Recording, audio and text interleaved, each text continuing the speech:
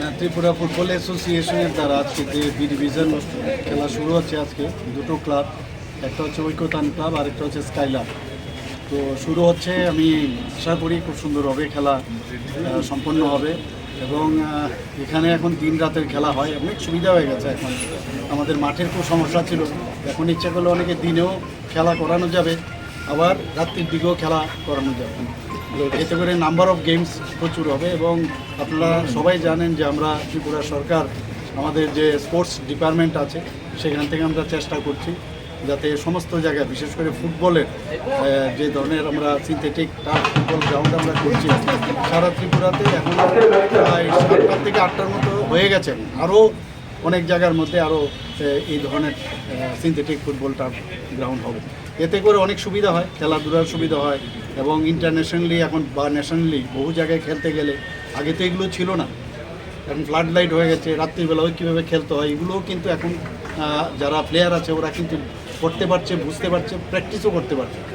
এর জন্য আমরা সমস্ত ন্যাশনাল এবং ইন্টারন্যাশনাল লেভেলে এখন খেলা হচ্ছে।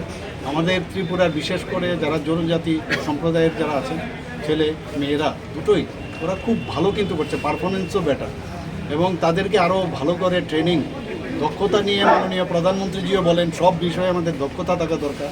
এবং সেই দক্ষতার ট্রেনিং সব বিষয়ে, সেই খেলাধুলার জন্য এটা প্রযোজ্য। এখানকার যে ইয়াং ছেলে মেয়েরা আছে, আমি বলবো যে এই ফুটবল খেলা কিন্তু একটা অত্যন্ত আমাদের কাছে উত্তেজনাপূর্বক একটা খেলা, এবং আমরা খুব আনন্দ লাভ করি।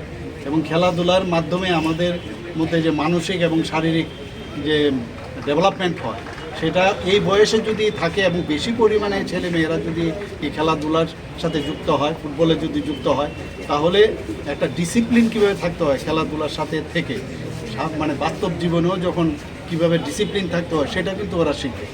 এবং যে আমাদের সবাই জানেন যে আমরা বারবার বলছি যে ত্রিপুরাতে কোনো অবস্থায় আমরা মানে ত্রিপুরা ড্রাগ মুক্ত ত্রিপুরা আমরা চাইছি। তো যদি খেলাধুলাতে ছেলে মেয়েরা বেশি থাকে তাহলে ওই দিকে ঝুঁকবে না, কারণ এতে এন্টারটেনমেন্টও হয়, আবার এর থেকে নিজেকেও ডেভেলপমেন্ট করা যায়। এবং আজকের যে দুই খেলা এখানে স্টার্ট হচ্ছে দুটো ক্লাবে, আমি আশা করি যে ওদের বেস্ট উইশেস আমি জানাতে চাই।